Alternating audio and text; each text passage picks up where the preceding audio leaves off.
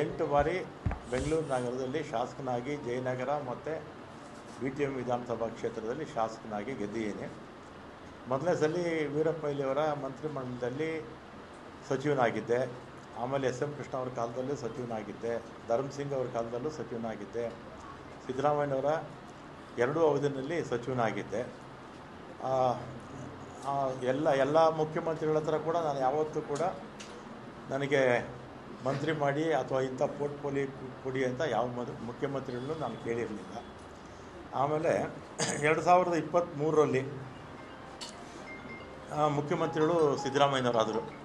ಆಗ ನಾನು ಅವ್ರನ್ನ ಹೋಗಿ ನಾನೇನು ಮಿನಿಸ್ಟ್ರ್ ಮಾಡಿ ಅಂತ ನಾನೇನು ಕೇಳಿರಲಿಲ್ಲ. ಅವರೇ ಕರೆದು ನನ್ನ ಮಿನಿಸ್ಟ್ರ್ ಮಾಡಿದ್ರು. ಆಮೇಲೆ 20ನೇ ತಾರೀಕು ಪ್ರಮಾಣ ವಚನ ಆಯಿತು.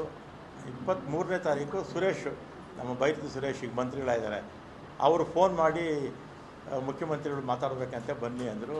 ಕನ್ನಿಂಗ್ಹ್ಯಾಮ್ ರೋಡ್ಗೆ ಹೋದೆ. ಅಲ್ಲಿ ಮೇಲ್ಗಡೆ ಯಾರೋ ಇದ್ದರು, ಸೆಲ್ಲರಲ್ಲೇ ಪಾರ್ಕಿಂಗಲ್ಲಿ ನಾನು ಸುರೇಶ್ ಮಾತಾಡಿದ್ವಿ. ಏನು ಕರೆದಿದ್ದೇನು ಅಂತ ಕೇಳಿದೆ. ಅದಕ್ಕೆ ನಿಮಗೆ ಬೆಂಗಳೂರು ಪೋರ್ಟ್ಫೋಲಿಯೋ ಕೊಡ್ತೀನಿ ಅಂತ ಹೇಳಿದರು.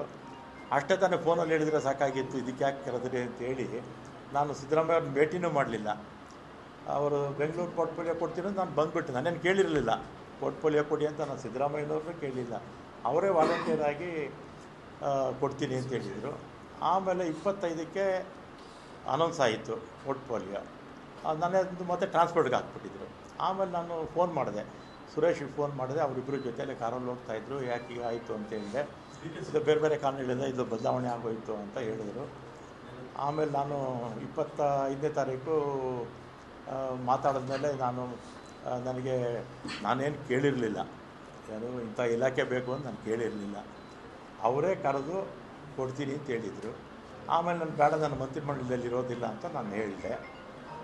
ಆಮೇಲೆ ನಮ್ಮ ಈಗಿನ ಮುಖ್ಯಮಂತ್ರಿಗಳು ಯಾರು, ನಮ್ಮ ಶಿವಕುಮಾರ್ ಅವರು ಮತ್ತು ಅವರ ಸಹೋದರ DK ಸುರೇಶು, ಇವರೆಲ್ಲ ನಮ್ಮ ಮನೆಗೆ ಬಂದು 2.5 ವರ್ಷ ಆದಮೇಲೆ ನಾನೇ ಚೀಫ್ ಮಿನಿಸ್ಟರ್ ಆಗ್ತೀನಿ, ಆಗ ನಿನಗೆ ಈ ಪೋರ್ಟ್ಫೋಲಿಯೋ ಬಿಟ್ಕೊಡ್ತೀನಪ್ಪ ಅಂತ. ನಾನು ಸಾಯಂಕಾಲ 4 ಗಂಟೆವರೆಗೂ ಇದ್ದರು ನಮ್ಮ ಮನೇಲಿ, ಅಲ್ವೇನಪ್ಪ? ಸಂಜೆ 4 ಗಂಟೆವರೆಗೂ ನಮ್ಮ ಮನೇಲಿ ಇದ್ದರು. ನೀವು ಮಾಧ್ಯಮದವರೆಲ್ಲ ಇದ್ದೀರ ಅವತ್ತು.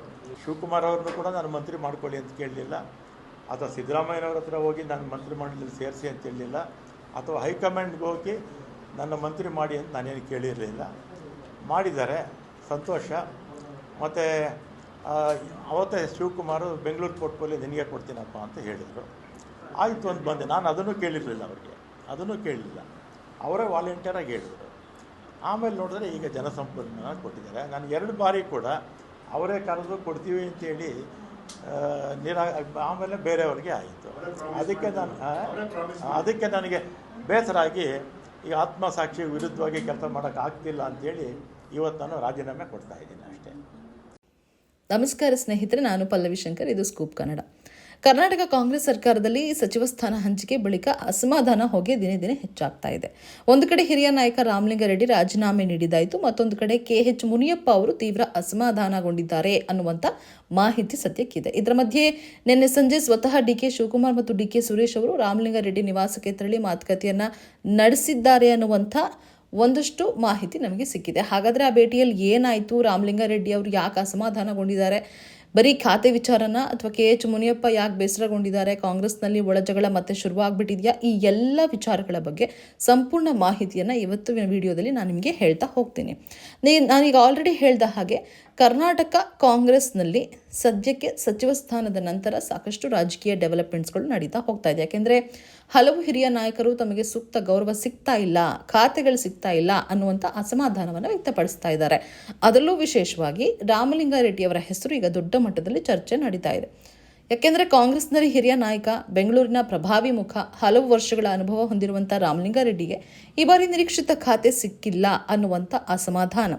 ಈ ವರ್ಷ ಅಷ್ಟೇ ಅಲ್ಲ, ಯಾವಾಗ ಸಿದ್ದರಾಮಯ್ಯ ಅವರ ಸರ್ಕಾರ ಅಧಿಕಾರಕ್ಕೆ ಬಂತು ಆ ಸಂದರ್ಭದಿಂದಲೂ ರಾಮಲಿಂಗಾರೆಡ್ಡಿ ಅವರಿಗೆ ಅಸಮಾಧಾನ ಇತ್ತು. ಒಂದು ಕಡೆ ಸಾರಿಗೆ ಖಾತೆ ಏನು ಕೊಟ್ಟಿದ್ರು, ಇಲಾಖೆ ಏನು ಕೊಟ್ಟಿದ್ರು, ಆಗಲೂ ಕೂಡ ಅವರು ಅಸಮಾಧಾನಗೊಂಡಿದ್ರು. ಎಲ್ಲೋ ಸಿದ್ದರಾಮಯ್ಯ ಅವರು ಮಾತುಕತೆಯನ್ನು ನಡೆಸಿ ಆಶ್ವಾಸನೆ ಕೊಟ್ಟ ಬಳಿಕ ಅದನ್ನು ನಿಭಾಯಿಸುವಂಥ ಒಂದು ಹೆಜ್ಜೆಯನ್ನು ರಾಮಲಿಂಗಾರೆಡ್ಡಿ ಅವರು ಇಟ್ಟಿದ್ರು. ಆದರೆ ಈಗ ಡಿ ಕೆ ಶಿವಕುಮಾರ್ ಅವರ ಸರ್ಕಾರ ಇದೆ, ಈ ಸಮಯದಲ್ಲಿ ನನಗೆ ಸಿಗಬಹುದು ನನ್ನ ನಿರೀಕ್ಷಿತ ಖಾತೆ ಅಂತ ಅಂದ್ಕೊಂಡಿದ್ರು, ಆದರೆ ಸಿಕ್ಕಿಲ್ಲ.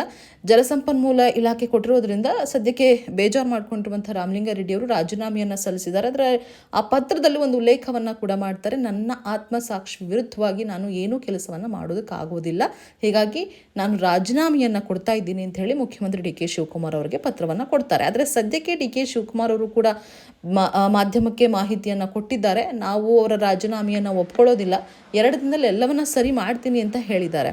ಇದಕ್ಕೆ ಪ್ರತ್ಯುತ್ತರವಾಗಿ ರಾಮಲಿಂಗಾರೆಡ್ಡಿ ಯಾವ ಡಿ ಕೆ ಬಂದರೂ ಕೂಡ ನಾನು ಕೇಳೋದಿಲ್ಲ ಅನ್ನುವಂಥ ಮಾತನ್ನು ಹೇಳಿದ್ದಾರೆ. ಆದರೆ ಇದೆಲ್ಲದರ ನಡುವೆ ಒಂದು ಕುತೂಹಲ ಮನೆ ಮಾಡಿದೆ. ಏನಂದರೆ ನಿನ್ನೆ ಸಂಜೆ ಡಿ ಕೆ ಶಿವಕುಮಾರ್ ಅವರು ಮತ್ತು ಡಿ ಕೆ ಸುರೇಶ್ ಅವರು ಸ್ವತಃ ರಾಮಲಿಂಗಾರೆಡ್ಡಿಯವರ ನಿವಾಸಕ್ಕೆ ಭೇಟಿಯನ್ನು ನೀಡಿ ಒಂದಷ್ಟು ಹೊತ್ತು ಮಾತುಕತೆಯನ್ನು ನಡೆಸಿದ್ದಾರೆ ಅನ್ನುವಂಥ ಮಾಹಿತಿ ಇದೆ. ಯಾಕೆಂದರೆ ಈ ಸುದ್ದಿ, ರಾಜೀನಾಮೆಯ ಸುದ್ದಿ ಕಾಂಗ್ರೆಸ್ ಹೈಕಮಾಂಡ್ ಮತ್ತು ಡಿ ಕೆ ಶಿವಕುಮಾರ್ ವಲಯಕ್ಕೆ ತಲುಪ್ತಾ ಇದ್ದಂತೆ ತಕ್ಷಣ ಡ್ಯಾಮೇಜ್ ಕಂಟ್ರೋಲ್ ಆರಂಭ ಆಗಲೇಬೇಕಿತ್ತು. ಹಾಗಾಗಿ ಡಿ ಕೆ ಶಿವಕುಮಾರ್ ಅವರು ಹೆಜ್ಜೆಯನ್ನು ಇಟ್ಟಿದ್ರು. ಈ ಭೇಟಿ ಒಂದು ರೀತಿ ಅಸಮಾಧಾನ ಏನು ಹೊಗೆ ಆಡ್ತಾ ಇದೆ ಅದನ್ನು ಶಮನ ಮಾಡುವಂಥ ಪ್ರಯತ್ನ ಅಂತ ಹೇಳಿ ಕೆಲವರು ಹೇಳ್ತಿದ್ರು. ಬಟ್ ಆದರೆ ಇನ್ನು ಕೆಲವರು ಹೇಳೋದೇನಂತಂದರೆ, ಸದ್ಯಕ್ಕೆ ಡಿ ಕೆ ಶಿವಕುಮಾರ್ ಅವರ ಸರ್ಕಾರ ಸುಗಮವಾಗಿ ನಡೆಯಬೇಕು ಅಂತಂದರೆ ಹಿರಿಯ ನಾಯಕ ಮತ್ತು ಕಿರಿಯರನ್ನು ಒಟ್ಟಾಗಿ ಸೇರಿಸ್ಕೊಂಡು ಹೋಗುವಂಥ ಅನಿವಾರ್ಯತೆ, ಪರೀಕ್ಷೆ ಸದ್ಯಕ್ಕೆ ಡಿ ಕೆ ಶಿವಕುಮಾರ್ ಅವರ ಮುಂದೆ ಇದೆ. ಹೀಗಾಗಿಯೇ ಡಿ ಕೆ ಶಿವಕುಮಾರ್ ಅವರು ಒಂದಷ್ಟು ಹೊತ್ತು ರಾಮಲಿಂಗಾರೆಡ್ಡಿಯವರ ಜೊತೆಗೆ ಮಾತುಕತೆಯನ್ನು ನಡೆಸಿದ್ದಾರೆ, ಸಮಾಧಾನ ಮಾಡಿದ್ದಾರೆ.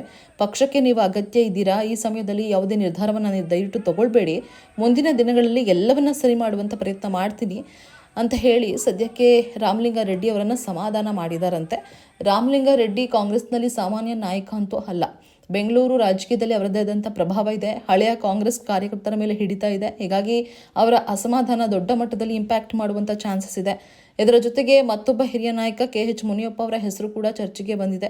KH ಮುನಿಯಪ್ಪ ಅವ್ರಿಗೂ ಕೂಡ ಖಾತೆ ಅಸಮಾಧಾನ ತಂದಿದ್ದಂತೆ. ಹೀಗಾಗಿ ಈಗೆಲ್ಲ ಬೆಳವಣಿಗೆಗಳು ಒಂದು ರೀತಿ ಒಳ ರಾಜಕೀಯದಲ್ಲಿ ಬೇರೆ ಬೇರೆ ರೀತಿಯಾದಂಥ ವಿಶ್ಲೇಷಣೆ ಮಾಡೋದಕ್ಕೆ ದಾರಿಯನ್ನು ಮಾಡಿಕೊಳ್ತಾ ಇದೆ. ಹಿರಿಯ ನಾಯಕರಿಗೆ ಸೂಕ್ತ ಸ್ಥಾನಮಾನ ಸಿಗ್ತಿಲ್ಲ ಅನ್ನುವಂಥ ಭಾವನೆಗಳು ಕೂಡ ಶುರುವಾಗ್ತಾ ಇದೆ. ಇದೇ ಕಾರಣಕ್ಕೆ ಕಾಂಗ್ರೆಸ್ನಲ್ಲಿ ಈಗ ಒಳ ಅಸಮಾಧಾನ ಸ್ಫೋಟಗೊಳ್ಳುವಂಥ ಭೀತಿ ಡಿ ಕೆ ಶಿವಕುಮಾರ್ ಅವ್ರಿಗೆ ಎದುರಾಗಿದೆ. ಒಂದು ಕಡೆ ಸರ್ಕಾರವನ್ನು ಬಲಪಡಿಸುವಂಥ ಸವಾಲು, ಇನ್ನೊಂದು ಕಡೆ ಅಸಮಾಧಾನಗೊಂಡ ನಾಯಕರನ್ನು ಸಮಾಧಾನ ಪಡಿಸುವಂಥ ಹೊಣೆ.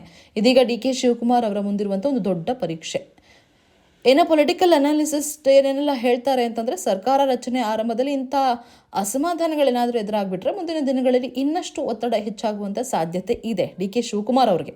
ಅದರಲ್ಲೂ ಕಾಂಗ್ರೆಸ್ನಲ್ಲಿ ಪ್ರಾದೇಶಿಕ ಸಮೀಕರಣ ಇರ್ಬೋದು, ಜಾತಿ ಲೆಕ್ಕಾಚಾರ, ಹಿರಿಯ ಕಿರಿಯ ನಾಯಕರನ್ನು ಸಮತೋಲನ, ಎಲ್ಲವೂ ಕೂಡ ತುಂಬ ಸೂಕ್ಷ್ಮ ವಿಚಾರಗಳು. ಇಂಥ ಸೂಕ್ಷ್ಮ ವಿಚಾರಗಳನ್ನು ಹ್ಯಾಂಡಲ್ ಮಾಡಬೇಕು ಅಂದರೂ ಕೂಡ ಡಿ ಕೆ ಶಿವಕುಮಾರ್ ಅವರು ಟ್ರಿಗರ್ ಆಗಿ ಅಥವಾ ಅಗ್ರೆಸಿವ್ ಆಗಿ ಹೋಗೋದಕ್ಕಾಗೋದಿಲ್ಲ, ಸಮಾಧಾನವಾಗಿ ಹೋಗಬೇಕಾಗುತ್ತೆ. ಯಾಕೆಂದರೆ ಒಬ್ಬ ನಾಯಕರ ಅಸಮಾಧಾನ ಮತ್ತೊಬ್ಬರ ಮೇಲೆ ಪರಿಣಾಮ ಬೀರುವಂಥ ಚಾನ್ಸಸ್ ಇರುತ್ತೆ. ಹೀಗಾಗಿ ಕಾಂಗ್ರೆಸ್ ನಾಯಕತ್ವ ಈಗ ತುಂಬ ಎಚ್ಚರಿಕೆಯಿಂದ ಹೆಜ್ಜೆ ಇಡಬೇಕಾದಂಥ ಅನಿವಾರ್ಯ ಇದೆ. ಹೀಗಾಗಿಯೇ ರಾಮಲಿಂಗಾರೆಡ್ಡಿ ಅವರನ್ನು ಡಿ ಕೆ ಶಿವಕುಮಾರ್ ಭೇಟಿ ಮಾಡಿರುವುದು ಸಾಕಷ್ಟು ಮಹತ್ವವನ್ನು ಪಡೆದುಕೊಂಡಿದೆ. ಇನ್ನು ಡಿ ಕೆ ಶಿವಕುಮಾರ್ ಅವರು ಕೂಡ ಗೊತ್ತಿದೆ ಬೆಂಗಳೂರು ರಾಜಕೀಯದಲ್ಲಿ ರಾಮಲಿಂಗಾರೆಡ್ಡಿ ಅವರ ಪಾತ್ರ ಈಗ ಎಷ್ಟಿದೆ, ಅದರಲ್ಲೂ ಮುಂಬರುವಂಥ ಈ GB ಎಲೆಕ್ಷನ್ ಏನಿದೆ ಆ ಟೈಮ್ನಲ್ಲಿ ಎಷ್ಟು ಅವರ ಪಾತ್ರವನ್ನು ನಿಭಾಯಿಸ್ತಾರೆ, ಅವರ ಪಾತ್ರ ಎಂಥದ್ದು, ಹೀಗಾಗಿ ಯಾವುದೇ ಕಾರಣಕ್ಕೆ ಅವರನ್ನು ದೂರ ಮಾಡ್ಕೊಳ್ಬಾರ್ದು ಅನ್ನುವಂಥ ಲೆಕ್ಕಾಚಾರ ಈಗ ಕಾಂಗ್ರೆಸ್ನಲ್ಲಿ ಎದುರಾಗಿದ್ದು.